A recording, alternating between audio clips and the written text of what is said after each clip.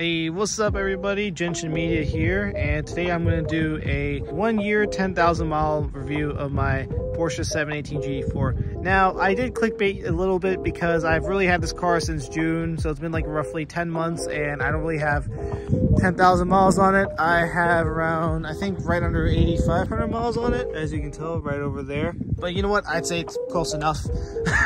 And the weather's really nice today and I have some time.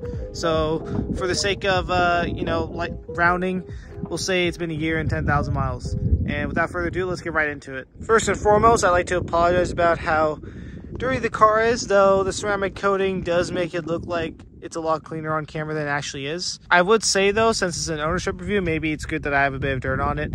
Usually, I would say this car at the moment is cleaner than how it usually is. Usually there's a lot of dirt, and this brings me into my next point of how I've been driving the car. So I would say in around 8,500 miles, 60% of those miles had been on back roads, 20% had been on the highway, and 20% had been in the city. I do daily this car. I've also done many trips with this car. One of the trips being around 400 or 500 miles round trip. That's to North San Francisco, hitting some back roads, and the car had done it flawlessly. I think I've averaged around 26 mpg on the way there, and I think around 18 mpg in total. I'll put a screen of my total trip right now. I've also taken out other trips as well. Now I'm located in the San Francisco Bay Area, so I've done many trips to Monterey, a few trips to San Francisco, maybe a couple trips to Berkeley. Haven't done any SoCal trips yet, though that's on my radar as well. And for trips, I'd say this car is very, very comfortable. And overall, I would say this is a really, really good trip car. Speccing these seats do help, the 18-way seats. The ride is very, very compliant. It's also oddly practical with the two trunks, the trunk in the front, the trunk in the rear, and also the parcel shelf in the back as well. You can also fit things, as I said, on top of the parcel shelf, which is basically on top of the engine, or you can take that off over there and you can fit things through into the cabin as well, though I haven't really had the need to do that yet, at least. Now, something that might irk some people in daily driving the car, but might be cool when it's like your weekend car or your fun car, is when you're driving, you really feel the engine vibrations. And one example is when I'm at a traffic light especially, or stopped, I can see the passenger seat vibrating when the engine's on, like kind of going like this. I think that's pretty cool, but that really goes to show basically how raw the car is, and how basically they set up this car so you can feel everything. Again, that might annoy some people in daily driving. Me personally, I think it's fine. It could be because, as I said in my previous videos, I have dailied really sporty cars in the past. Examples are, Track Prep BRZ. I've dailied a Focus RS in the past too, which has been known to have a pretty stiff ride from factory. Maybe my threshold is pretty low for a comfortable car, but so far I would say out of all the cars that I've owned, this is probably the most comfortable car I've owned, ride-wise and also seating-wise. I'm very happy with it as a daily driver. Another thing to mention about daily driving this car is just, as I said before in the previous point, just how practical it is. I joke with my friends that I have two trunks, and over here you got a lot of space. This thing over here also comes off. You just kind of unscrew these two tabs with your fingers and it comes off, so you can put things in the cabin if you need to. You can also store things on this parcel shelf right here. I think I've seen Porsche sell like a net that you can have right over here if you want to like sort of tie things down. Though keep in mind, whatever you keep here will get really warm because the engine is right over here. This is the first trunk, very practical, and as if that's not practical enough, you have this trunk over here as well. It's pretty deep. Like this is a jacket for reference, and underneath here I have a tire pump. I have my hiking shoes somewhere over here too. So my hiking shoes over here, and I still have a lot of space, as you can tell, just a lot of space. I also recommend getting this, they call the Frontliner, so you can use it as a basket. They have the handles over there. We did a trip in August to Monterey Car Week. Me and my friends went. It was around 15 people, and basically my friend and I were in this car, and we had our stuff in the car, and then we went to Costco, and we thought, hey, let's put all the Costco stuff in the car, just for shits and giggles. Believe it or not, all the Costco groceries fit in the car for 3 nights for around 15 people. We had 2 cases of water, I think 2 dozen eggs, some snacks, some croissants, some cheese. It all fit no problem. I actually have a photo of the incidents which I'll show on the screen right now. And yeah, it really goes to show just how practical this car is. Really, if you don't need rear seats, to be honest, that's the one thing I miss. Like if I have 3 people, for example, then we go in another car. But if you don't need rear seats, I'd say this is, you can easily daily this car. This can be a one-car solution. Now, to wrap up the daily driving thought of this car, again, as I've said, I have no problems daily this car. It's comfortable, it's compliant, it's practical. I do wish I had rear seats sometimes, but you know, it's a sports car. It is what it is. I'm planning to daily drive it for the next 4 or 5 years, and then probably eventually retire it as a weekend or hoon car once it gets a little older. And maybe I'll buy myself a GTI or a Tacoma. It depends on what I'm feeling at the time. Again, if you only have a 1-car garage and you don't have many friends or you have friends with their own cars, then you can get away with having this car as your daily.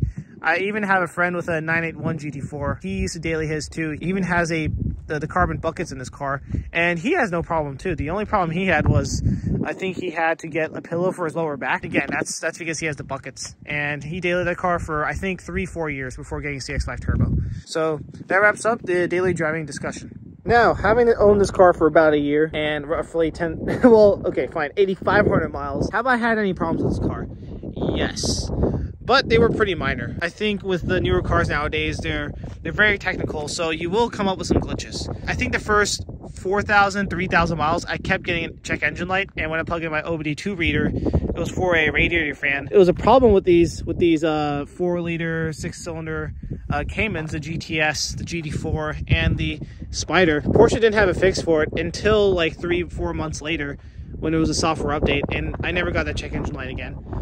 But I did periodically get a check engine light for a speed sensor. I'll just start up the car in the morning and it'll show, you know, check engine light. Once I plug in my OBD2 reader, it shows it's a speed sensor.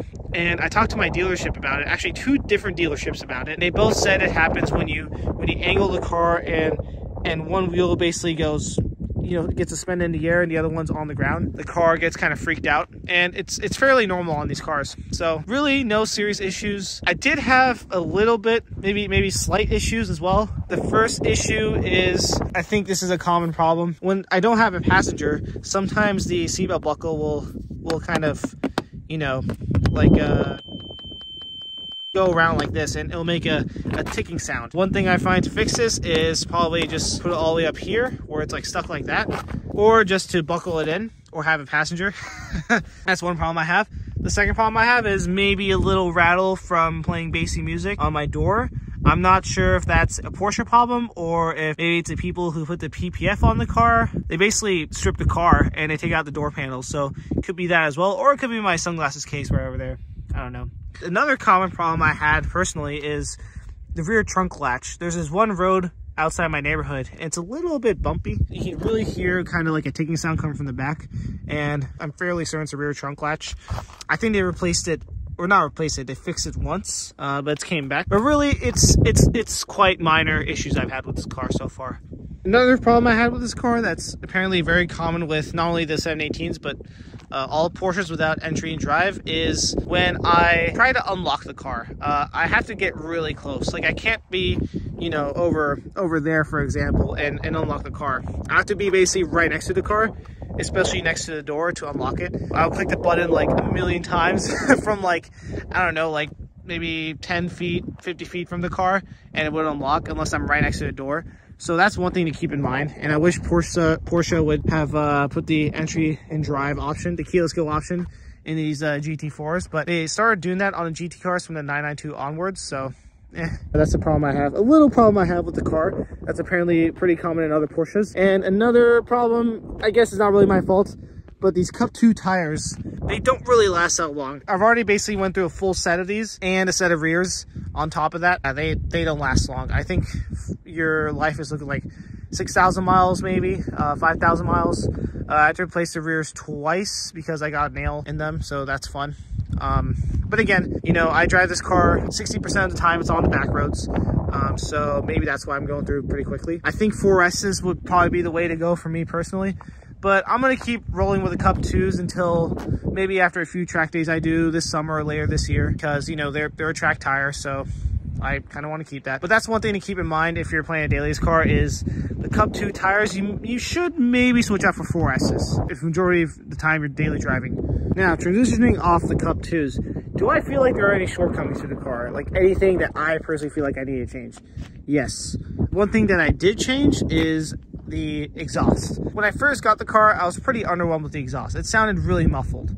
And for a 4-liter flat six, you really want it to sing, especially since it revs up to 8,000 RPM. So I decided to tackle this problem step by step. So the first thing I did was I got a valve controller. And what the valve controller does is it basically forces the valves open or forces it closed, because the problem with this car is that it does have adjustable valves. There's actually a button right over there, the binoculars button right over there. Even when you click that button, it still closes the valves between 1 and 4,000 RPM, or I would say 3,500 RPM. And the reason for that is because of noise regulations in Europe. Also, later on, I found when I got the valve controller installed with the OEM overaxle pipes, is that it does drone a bit between maybe 2 and 4,000 RPM. I got that done first, and I was pretty happy with it. It did sound better, but it still sounded muffled. There wasn't much tone to it. So I then decided to look at overaxle pipes, and I decided to get the Akrapovic overaxle pipe, and videos of that will be coming soon. And by the way, the videos of the Soul valve controller with the OEM axle pipe, I did that video a few months ago, so if you want to see it, just click over there, or the link will be in the description down below. I decided to go with the Akrapovic titanium overaxle pipes. You can kind of see it right over here. Let me see. Yeah, you see that heat shielding right there? That's the overaxle pipe right over there. The reason why I went with Akrapovic is because 1, it's titanium. 2, I think it sounds the best out of the ones I've heard so far. Back then it was Soul, Akrapovic, Flat 6 Motorsports. Fabspeed recently joined with their overaxle pipes. Those are basically the big 3 or 4 they could buy back then. And also, it has heat shielding, as I just showed you. The other ones, the Soul ones, you have to pay extra for the heat shielding. Same thing with the Flat 6 Motorsport and the Fabspeed ones. So that's a plus for me. I would say, first impressions when I got the exhaust installed, it was pretty loud. It sounded perfect. It's a bit louder than I expected, but I'd rather have it be a bit louder than a bit quieter, so I don't have the itch to, you know, spend more money and maybe get a full exhaust system. But I'd say it sounds pretty good. I'll insert some exhaust clips right now.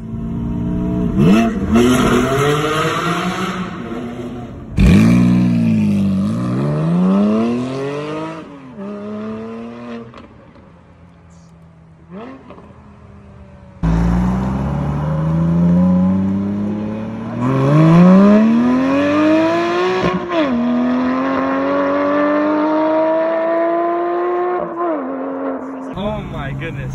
I hope you all enjoy the exhaust clips. I'll make a video just on the Akrapovic overaxle pipe, and that'll be uploaded to the channel shortly. That's one shortcoming I have with the car that I feel like needed to be addressed, which I got addressed. Other than that, I feel like the car is pretty perfect. The only thing I would change now is when I start tracking the car, I'll change out the brake pads, fluid, maybe do track alignment. If I really want to go a little bit further, maybe change the wheels out. I really like the HRE R101s. But I really like how these wheels look too. I haven't really had any issues with understeer, though I'm nowhere near touching the limits of this car on the back road. So I guess you really start to notice its limits on track. Another thing that I wish the car had was, listen, I do like the interior. I think it is very nice and simple. Of course, very high quality, but I do think it's pretty dated, especially if you look at a 2012 911, which is basically when they changed it to this design. It really hasn't changed much for, what, like 12 years, 11 years? The only thing that really changed is the steering wheel and the head unit, but, you know, I guess that's Porsche evolution over revolution. That's one thing that I wish I kind of had, was a slightly more modern interior, but again, I'm splitting hairs. It's a pretty nitpicky thing that I'm basically complaining about. So far, those are shortcomings I've had with the car and how I've tackled them. Now, to wrap things up, what do I think about the car overall? Now, I've had the privilege of driving many different cars. I've driven Miatas up to, you know, GT3s on the street and on the track. I've driven Mustangs. I've driven BMW M cars. I think I've driven a decent amount of cars, and I do think this is hands down the best car I've ever driven on the street, at least. It's so well balanced. It's so compliant. The clutch and steering is light. I like it light because, you know, you can feel like you can kind of put the inputs a little better. You can be a bit more smooth with it. You can make more minor adjustments in the steering. It handles so well. It's so practical. The seats are comfortable. I honestly don't know how it can get better than this. Now, of course, how it can get better is the GT3, but having driven a 911 and also the 718, I classify them as both completely different cars because the 718 is mid-engine, the 911 is rear-engine, and you'd be surprised at just how different the characteristics are between the car. The 718 is a lot more balanced, and the way you kind of drive in corners, you have to kind of maintain the throttle, versus the 911, you have to kind of dive bomb into corners, turn, and then, like, you know, hit the throttle as you go out, and you really feel the rear weight of the car. That's one difference between the 718 and 911. Even the newer 911s and the 718, it's crazy because they both look basically similar to the, you know, to the non, I guess you can say, enthusiast, but really they both drive very, very differently. And when I drive this car, I like to throw the keys around to my friends. I like to share the experience of the car with other people. There's a meetup spot here in the Bay Area where, you know, car guys go basically any time of the day, and, you know, someone really likes the car and they want to ride, I give them a ride. I've probably given rides to, shoot, like definitely over 10 people during my ownership of this car. I'd say probably 20 people, not including my own friends, by the way. I really like spreading the experience about this car, and everyone loves the car. Everyone adores the car. they've always left with a happy smile, basically a major appreciation of the Porsche brand. And the people who drive the car too, my friends who drive the car, I almost convert them into, you know, Porscheism? I don't know. Basically into getting a Porsche. One of my friends from Texas, he came from Texas here for Monterey Car Week, and he drove my car, and he started looking at GT3 RS's, like, you know, the next week. It's just what these cars do. They're just so good out of the box.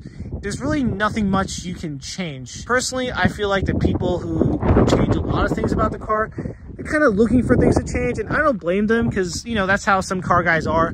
They feel the need to tinker, and there's nothing wrong with that. There's just nothing to really change besides maybe the exhaust, as I said beforehand. This just goes to show just how special this car is. Like, it's definitely last of its kind. I don't know when Porsche is going to make, or if Porsche is going to make another, especially mid-engine internal combustion car again, unless it's like a hypercar, but like a Cayman. And I really hope they do. I'm not going to be one of those guys who own these cars and say, oh, I really hope they don't make it so my car value goes up. By the way, you buy these cars to drive them. You don't buy it as an investment. And I do think that the 911 will stay internal combustion for a long time. I'd say we keep seeing, you know, GT3s with NA motors for definitely for the next 5 years, potentially for the next 10 years. But again, a mid-engine, flat six, naturally aspirated Cayman, especially with the manual transmission, I'm not too sure. Also, side fact about the plates in the manual transmission, I got this plates to mean that I am the PDK, the driver, but I would say about 80% of the people read it as the car